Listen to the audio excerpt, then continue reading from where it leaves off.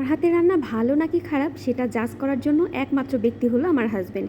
সেই আমাকে সবসময় কমপ্লিমেন্ট দেয় যে এই রান্নাটা কেমন হয়েছে, আর সে কারণেই তার কাছ থেকে প্রশংসা পাওয়ার লোভটা আমি কখনোই ছাড়তে পারি না। প্রায় সময়ই আমার ইচ্ছা হয় যে আমি তাকে অনেক ভালোভাবে রান্না করে খাওয়াবো আর সে অনেক ভালো ভালো প্রশংসা করবে আমার।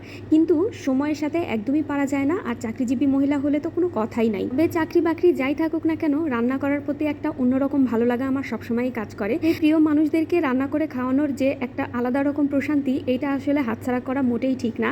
এখন যদি না করি তাহলে ভবিষ্যতে হয়তো আর সেই সুযোগ নাও পেতে পারি। সময়ের কথা কেই বা বলতে পারে, তাই না? আজ যেটা করতেছি না, হয়তো ভবিষ্যতে সেটা করার আর সুযোগই পেলাম না। তাই আমি চেষ্টা করি সবসময়ই আমার প্রিয় মানুষটাকে একটু খুশি করার জন্য, যেটা খেলে বা যেটা পেলে সে বেশি খুশি হয় সেই কাজটা করার জন্য।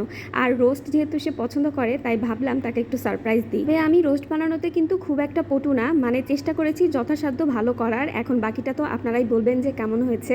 আর একটু বেশি ঝাল দিয়েছিলাম, যেহেতু আমার ঝাল ঝাল রোস্টটা বেশি পছন্দ। আর প্রথমে মাংসগুলোকে আমি খুব ভালোভাবে ভেজে নিয়ে একটা পাশে উঠায় রেখে তারপর মশলাগুলোকে কষায় নিলাম। মশলা কষানো হয়ে গেলে মাংসর পিসগুলো অ্যাড করে দিয়ে কিছুক্ষণ একটু কষায় নিয়ে তারপর এর মধ্যে দুধ অ্যাড করে দিয়ে রান্নাটা আমি একদম কমপ্লিট করে ফেললাম।